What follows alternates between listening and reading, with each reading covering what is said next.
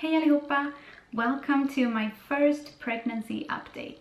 For those of you who maybe missed last week's TTC Tuesday, I announced that I am pregnant.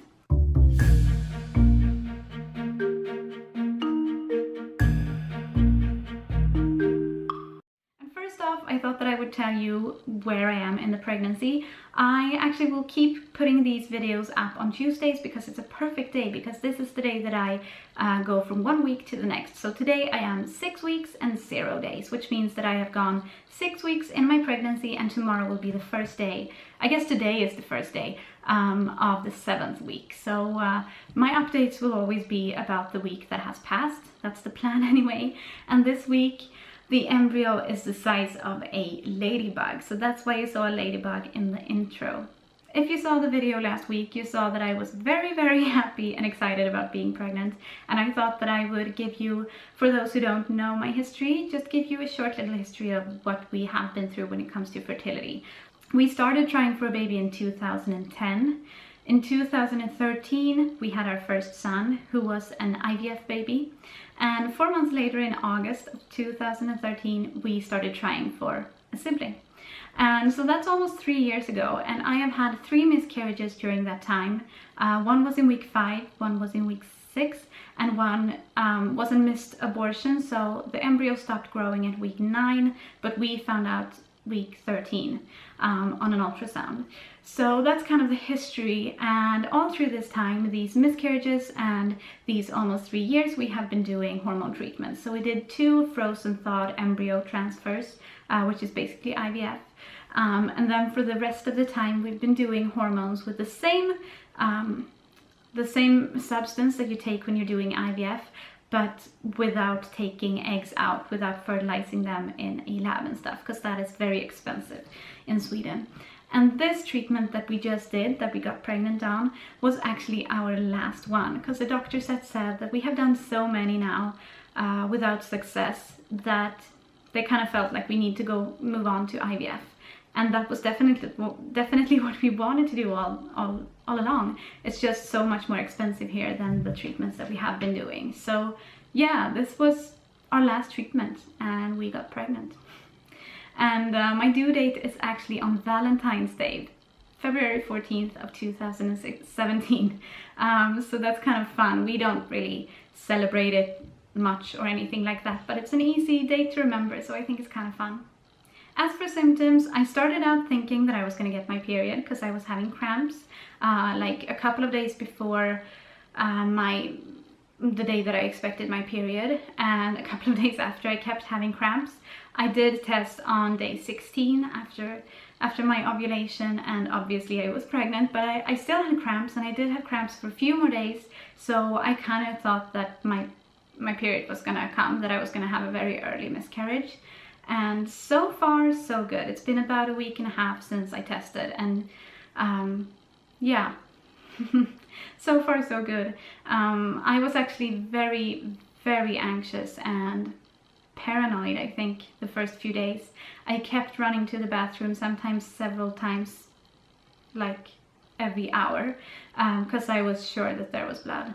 And there never was, but then I kind of realized that when I should add that I'm taking progesterone twice a day to kind of help the pregnancy, and I did that when I was pregnant with my son as well.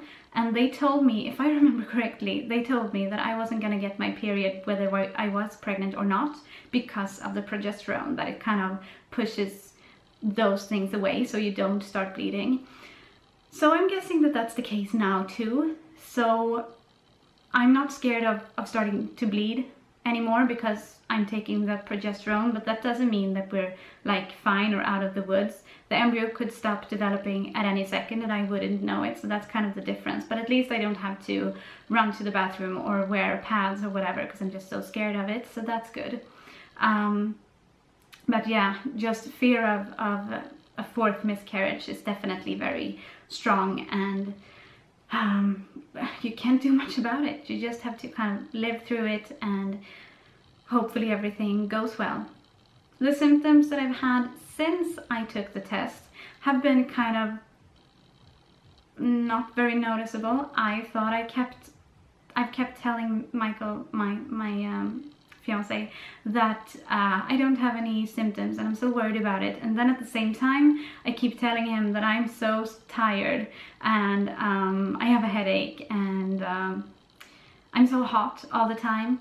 And oh yeah, I forgot, my breasts have been sore all throughout since like a week before I took the test, and they still are. So that's a symptom that's there, definitely, sore boobs, and fatigue. I've taken a nap, I think, every day since I took the test, probably before then too. So as you can see, I do have symptoms. Let's see, what else? Yeah, I am hot, like I said. I keep feeling like it's so hot inside right now too. I just want to open the window, but I don't want the noise from outside on the video, so yeah. What else? Some headaches. It's just kind of tricky to know what is pregnancy and what is just me. Also, I am having quite a bit of discharge, I think it's called, down there. So I'm having to wear pads and stuff because, I don't know, it's just, blah. I don't want to talk about it. So those are the symptoms that I do have, and the cramping still, every now and then. Today I've had quite a bit of cramping and it kind of worries me, but it's not painful, it's just uncomfortable, so I think it's okay, but it's scary. But the reason that I am worried about the symptoms is that I am not nauseous, and even though I know that you can have a perfectly healthy pregnancy and not be nauseous, I have always been, twice, with Tyrion when I was pregnant with him, and with the other pregnancy that went to 13 weeks. I was nauseous up until like 8 weeks, and I started getting worried because the nausea went away and I went to an ultrasound. Everything was fine, but then apparently the embryo died a few days later. So that's probably also why I'm worried that I'm not having any nausea. But I've read on some sites that it can wait until like week 7 until it appears. So I'm hoping kind of that I'm gonna start getting nauseous this week. So we'll see. Next week, actually on Tuesday, I am having my first ultrasound. So I'm kind of worried about it, but I'm also excited. I want to see a ticking heart. I want to see those little beats. And you will see that ultrasound either way on Tuesday, next Tuesday. And I think this is going to be it for all of my ramblings, but I'm going to give you a belly shot as well. And I know that I don't have a pregnancy belly. I have like a bloating belly. Oh, that's also a symptom. I have been very bloated and like gassy too. But this is a food belly and just bloating. But I kind of figured if I don't show it now, I'm not going to be able to tell the difference as the weeks go on. So I guess you could say this is kind of my pre-pregnancy belly, or just at the beginning of the pregnancy, before the uterus starts like taking space. And that's gonna be it for this pregnancy update. Please like this video if you liked it, and subscribe if you want to see more of our daily vlogs. And we will see you again tomorrow for a normal vlog, and in a week for my second pregnancy update. Hej då!